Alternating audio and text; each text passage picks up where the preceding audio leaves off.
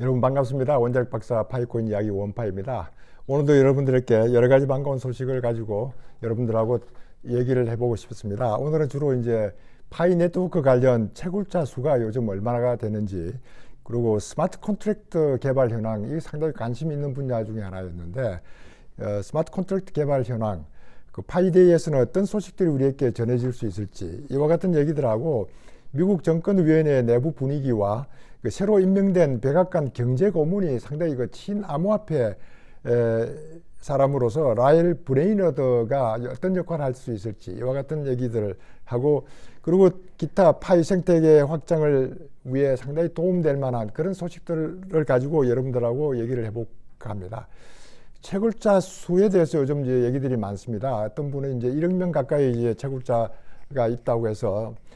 저렇게 문의하기도 하고, 저도 이제 다른 자료들을 찾아보니까 실제 채굴자 수가 3,500만 명이라고 밝힌 지는 작년 5월 18일 이후에 이제 그 3,500만 이후를 밝히고, 그 이후부터는 채굴자 수에 대해서 언급을 하지 않았고, 앞으로 코어 팀에서도 이제 작년 그 6월 마이그레이션 시작되면서부터는 실제 활성 개척자 수를 이제 발표하는 것보다는 마이그레이션 된 숫자에 초점을 두려고 하고 있는 것 같다 싶어서, 그 이후에 이제 실제 1억 명이라는 얘기 나온 것은 그동안은 이제 호흡이라든가 이런 그 상장 사건 이런 걸 통해서 새로운 개척자들이 들어온 것도 있지만은 채굴 안 하던 분이 들어왔다든가 관심 있는 분들이 이제 앱을 다운받는 사람들이 상당히 많아졌기 때문에 이와 같은 것들을 이제 추정하다 보면 1억 명은 될 것이다. 그래서 아마 1억 명이라는 얘기가 나온 것 같은데, 그래서 1억 명이라는 숫자는 그렇게 우리에게 중요하지 않지만은 그래도 3,500만 플러스 알파다. 이 상당히 큰 의미가 있다. 그 정도 숫자로만 우리가 인식을 하면 좋겠다 싶은 생각이 들고, 그 메인 오픈넷을 언제 할 것이냐 이런 얘기들 때문에 저도 이제 지난 영상에 저 생각에는 파이 투데이쯤 지나야만 메인 오픈넷이 가능하지 않을까 이런 포인트를 썼는데, 그러면 이제 그 파이 매장하는 분들은 지금 이제 그거 오픈넷만 되기를 기다리는 분들은 그 자금 유용성 때문에 상당히 어려움이 있지 않을까. 저도 이제 충분히 그건 이해하지만은 그래도 코어 팀이 생각하고 있는 바가 뭔지를 파악하는 것이 우리에게 중요하니까, 그 오픈 메인넷을 하기 위한 어떤 여러 가지 이제 조건은 KYC가 제대로 많이 되고, 그리고 대부분이 이제 KYC가 되고 나면은 마이그레이션이 되는 것, KYC 되고 마이그레이션 될 때는 이 마이그레이션 되는 그 조건이 범죄, 마약 이런 것에 해당되는지 안 되는지를 이제 밝혀야 되는 그런 기관들이 있기 때문에 조금 지연되는 경우도 있는데, 이렇게 해서 이제 마이그레이션 되는 그런 마이그레이션 숫자를 상당히 관심을 가질 것 같다 이런 생각이 들고, 그러는 동시에 이제 그 유틸리티 개발을 계속 해 나가면서 유틸리티를 활용하는 이런 쪽에다가 초점을 두고 있는 것 같다. 그러면서 지금 현재 상태의 그 시장 상황은 상당히 어려우니까 이것이 이제 1년 좀 지나고 나서 시장 상황도 고려하는 것이 오픈넷을 하기 위한 조건 중에 이제 하나일 것 아니냐 이렇게 이제 예측을 해보고 있습니다. 또한 이제 우리 그 파이 브라우저에 들어가서 월렛에 보면은 디벨로퍼 앱이라고 월렛이 있는데, 디벨로퍼 앱 월렛은 여러 가지 이런 것들을 이제 유틸리티 개발에 중요한 역할을 할 수 있도록 여기에 개인이 아니고 여러 명이 소유하고 액세스할 수 있는 이런 앱을 만들어서 개발자 지갑들이 이제 제대로 개선이 되면은 여기에 마이그레이션이 완료된 사람들은 락업을 선택할 수 있는 기능이 들어간다. 이것이 저도 이제 상당히 관심 있는 그런 기능이 아니냐. 그래서 우리가 이제 마이그레이션 완료된 사람들은 이 락업 기간을 선택할 수 있는 그런 월렛이 만들어지는 거 아니냐. 이렇게 이제 저도 희망을 해보고 있고, 제가 아까 말씀드렸던 그 스마트 컨트랙터, 이게 이제 사실 그 우리가 웹3를 사용하려고 하면은 가장 중요한 기능 자체가 이제 스마트 컨트랙터인데, 이 파이 네트워크에서 스마트 컨트랙터는 어떻게 개발되어 가고 있는지가 상당히 궁금했었는데, 그 코어 팀의 인터뷰 내용과 이런 그 내용들 종합해 보면은 모든 기능이 스마트 컨트랙터에서 할 수 있는 모든 기능, 거기에서는 이제 주로 다중 서명 지갑이라든가 실제 자산을 토큰화할 수 있는 것, 이런 NFT라든가 덱스 기능, 하나 예로 이제 스시스왑도 언급했는데 이런 스시스왑 같은 이런 기능도 들어갈 수 있도록 모든 기능이 이루어질 수 있도록은 만들어져 있는데 이것이 이제 실제 유틸리티하고 발을 맞춰서 거기에 개발을 해 나가고 있는 중에 있다. 이런 포인트를 썼길래 제가 상당히 이제 기대하고 있는 게 바로 그런 겁니다. 여기에 이제 실제 자산을 토큰화할 수 있다. 이런 이게 항상 제가 말씀드렸던 것처럼 우리 파이오니어들이 가지고 있는 모든 자산을 또는 다른 분들이 가지고 있는 모든 자산을 토큰화해서 우리가 구매 내지는 이런 활동을 할 수 있는 이런 기능들이 들어가 있지 않을까 하는 이런 기대를 해보면서 앞으로 우리가 이 파이 브라우저를 통해서 실제 채굴하는 사람이 아닌 다른 분들이 이런 브라우저에 많이 유입될 수 있는 그런 조건이 이루어진다면은 하나의 킬러만 만들어져도 유저 숫자는 엄청나게 증가할 수 있을 것 같고 그러면 파이 네트워크가 엄청나게 활성화될 거 아니냐 이런 이제 기대를 해보기도 하고 그 파이데이는 그럼 어떤 뉴스가 나올 수 있을 것 같으냐 이러니까 이제 그 파이 브라우저에 미니멈 비아블 프로덕트 그러니까 실제 제품이 완성되지는 않았지만은 최소 실행이 가능한 제품을 파이 브라우저에 올려서 그것이 이제 어떤 역할을 할 수 있는지를 밝혀내는 것이 파이 브라우저에 올리는 앱들에 대한 정보를 파이데이에 얘기하지 않을까 저는 이제 그런 것들을 한번 기대를 해봅니다. 지금까지 제가 코아 팀과 이거 모두들의 얘기와 이런 정보들을 종합해 보면은 야 우리가 원하는 그 파이 플랫폼, 파이 네트워크가 제대로 지금 가고 있다. 충분히 기대할 만하다. 그러나 이제 KYC가 좀 늦어진다든가 뭐 등등 이런 것 때문에 좀 더 이제 사람들이 관심도가 좀 더 떨어질 거 아니냐 이런 생각이 들어서 좀 아쉽지만은 그래도 웹3의 그 선두주자로서 충분히 활발하게 개척해 나가고 있다 하는 이런 것들을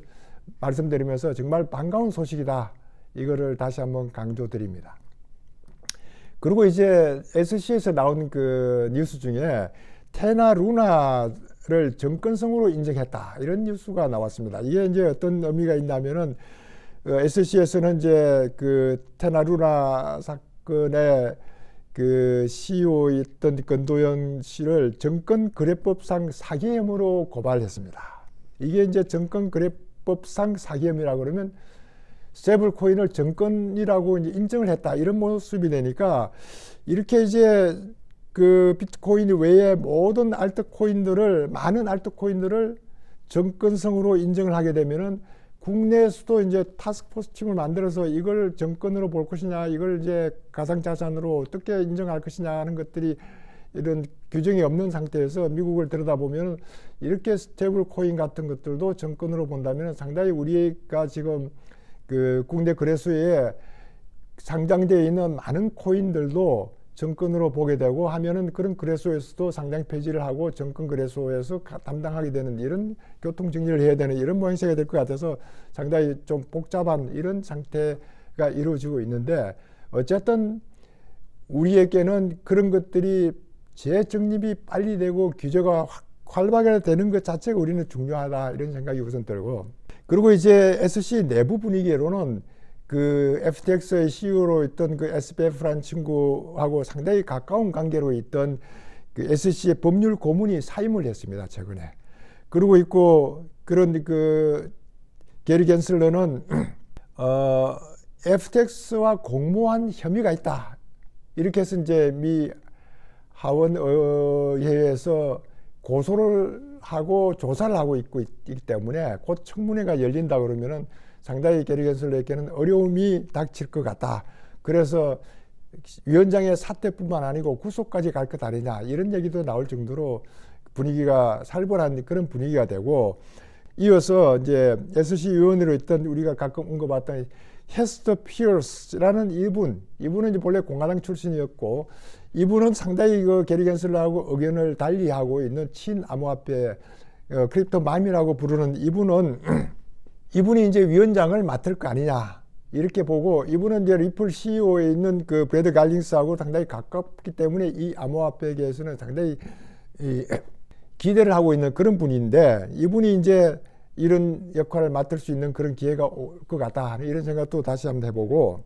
커스타디아 뱅커 최고 경영자가 이런 말을 했습니다. 미국 규제 당국과 입법자들은 현재 대단히 잘못된 방식으로 암호화폐 업계를 단속하고 있다. 마치 두더지 게임을 하고 있는 것을 예상을 했습니다. 이런 암호화폐계가 음지에서 양지로 나왔는데 이 규제를 좀 제대로 할 생각하지 않고 무조건 규제만 하려고 하니까 다시 음지로 들어가는 이런 두더지 게임을 하게 만들고 있는 이런 SC를 보면서 청렴한 혁신가들을 고사시키고 있다, 이런 포인트를 썼습니다. 이것이 이제 우리가 보는 시각보다는 미국의 그 투자가들, 암호화폐 이런 인더스트리에 있는 분들이 이런 포인트를 쓸 정도로 지금 SC는 상당히 살벌한 분위기에 있다, 이런 말씀을 좀 드리고,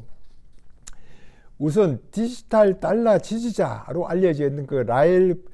브레이너더, 이분 경제 고문으로 간다 하는 얘기가 있고, 이분이 디지털 달러 지지자다 하는 이런 뉴스가 있길래, 저도 이제 이거 브레이너더에 대한 이런 그 사람이 컨퍼런스에서 했던 얘기와 이력과 이런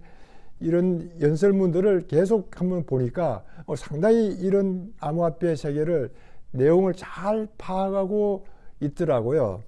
이분은 이제 2014년도에 오바마 대통령 시절에 연준으로 왔을 정도로 이제 추천을 받았고, 2021년도에 그 바이든은 미 연준 의장직으로 하기 위해서 인터뷰를 했는데, 마침 의장직은 고사하고 부의장을 맡았던 그런 분이고, 자넷 옐렌 대신에 재무장관으로 가려고 하다가 이게 이제 좀 안 맞아서 못 갔던 사람인데, 이 사람의 주요 발언들을 한번 이렇게 보면은, 새로운 기술, 혁신 기술은 거래 비용과 결제 시간을 줄이고 생산적인 새로운 영달을 위해서 굉장히 중요한 역할을 한다. 그러나 초기에 신제품과 플랫폼을 종종 사기와 조작을 포함한 위험에 처해 있고, 가대 광고와 가치를 구별하는 것을 구별하기가 어렵기 때문에 여러 가지의 좀 문제가 있다. 그래서 분산 원장이나 스마트 계약, 디지털 자산이 경쟁, 효율성 및 속도를 가져올 수 있는 잠재력을 실현하는 데 크게 기여할 수 있는데, 위험 해결하는 것이 굉장히 중요하다. 그래서 항상 암호화폐에 대한 규제 프레임워크를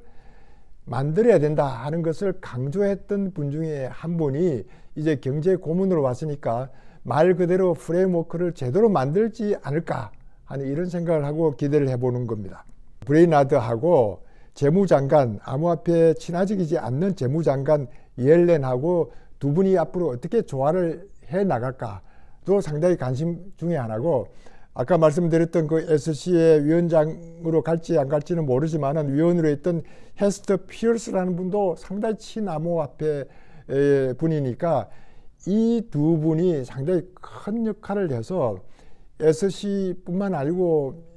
미국의 모든 암호화폐의 규제 틀을 만드는데 기여했으면 좋겠다 하는 게 제 생각이고, 일론 머스크가 그 트위트 결제를 이제 암호화폐를 통해서 하겠다 하는 이런 얘기들을 상당히 많이 했습니다. 그리고 슈퍼 앱을 개발하겠다는 얘기는 옛날부터 나왔던 얘기인데, 이것이 이제 최근에 다시 이제 거론되는 것들은 그 두바이 세계 정부 정상회의에 일론 머스크가 화상회의를 통해서 한 30분간 얘기를 했던 그런 내용들 중에 상당히 제가 흥미를 가졌던 내용들이 있어서 여러분들하고 한번 얘기를 해보고 싶습니다. 소위 말해서 오픈 AI를 일론 머스크가 몇 사람들하고 같이 창업을 했다, 이런 얘기는 이미 말씀드렸는데, 비영리 단체로 시작하려고 했는데 MS가 들어오면서 상당히 스포트를 받는 것 통해서 영리 쪽으로 가고 있으니까 그거에 못마땅한 일론 머스크는 모든 지분을 정리하고 사임을 해버렸습니다. 그러나 아직도 모든 언론에서는 창립 멤버인 일론 머스크를 언급을 하고 있지만은, 본래 오픈 AI를 만들게 된 동기를 일론 머스크는 이렇게 얘기를 했습니다. 제가 바로 그것이 바로 궁금했던 것 중에 하나인데, 구글이 인공지능에 대해서 엄청나게 연구를 하고 있는데 이것이 이제 일론 머스크 입장에서는 인공지능이 개발이 되면 될수록 인류 문명에 해가 될 수 있고 위험이 될 수 있는 요인들이 있는데 이와 같은 것을 그냥 둘 수가 없다. 그래서 만들었던 것이 오픈 AI다. 이런 포인트를 썼습니다. 그래서 저는 역시 일론 머스크의 생각이 제대로 가고 있구나 하는 이런 생각을 하게 된 동기가 AI의 미래 인류 문명의 위험 요인을 제거하기 위해서 연구를 시작했던 것이 오픈 AI였는데 이것이 이제 비영리 단체에서 영리 단체로 가는 것을 못마땅히 했다. 이 얘기는 본래는 이제 오픈 소스로 모든 사람에게 공개하도록 했던 것이 이제 마이크로소프트가 들어오면서 크로스가 되면서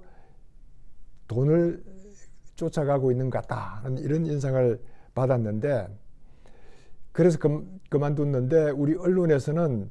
그 창립 멤버 머스크가 배가 아팠나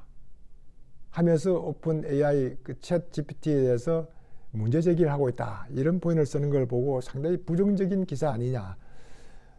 일론 머스크가 오픈 AI를 만들었던 그런 배경과 오픈 AI에서 나왔던 그런 사유라든가 이런 것들은 언급을 하지 않고 오픈 AI를 만들어 놓고는 오픈 AI 챗 GPT가 엄청나게 성장을 하고 있으니까 배가 아픈 모양이다. 이런 표현을 쓰는 걸 보고 야, 언론의 기자가 이런 기사를 쓰면은 다른 사람들은 일론 머스크의 부정적인 생각을 하게 되지 않을까. 이게 기사가 얼마나 중요한가. 이런 것들을 보면서 일론 머스크가 최근에 며칠 전 트위터에 이런 말을 했습니다. 자기가 잘 아는 스마트한 친구라고 했는데 스마트한 친구가 언론을 너무 믿고 있는 것이 자기는 너무 놀랍다. 이런 표현을 썼습니다. 언론에 나온 것들을 선택해서 본인이 판단하는 것이 아니고 언론에 나온 내용을 너무 믿고 있다. 그 잘못된 내용도 그대로 믿고 있다 하는 것이 저렇게 현명한 친구가 저럴 수가 있느냐 하는 것이 아쉽다. 그러면서 이제 트위터를 만들었던 동기에 대해서 이 사람이 물었을 때 트위터가 너무 정치적 편향으로 가고 있기 때문에 편향된 의견을 다양한 의견으로 바꾸려고 하니까 자기가 트위터를 인수할 수밖에 없었다 하는 내용을 그 많은 그 정부 정상회의에서 공개적으로 언급하는 걸 보고 정말 자신감 넘치는 그런 태도다 하는 이런 생각이 들었습니다. 그래서 이제 그러면서 슈퍼 앱을 개발하고 본래 일론 머스크가 X.com이라는 그 X.com에 많은 걸 넣으려고 하다가 제대로 여의치 않아서 X.com을 페이팔에 넘겨는 그렇게 해서 이제 페이팔의 매니아들이 만들 정도로 그런 그 역할을 했던 그 X.com을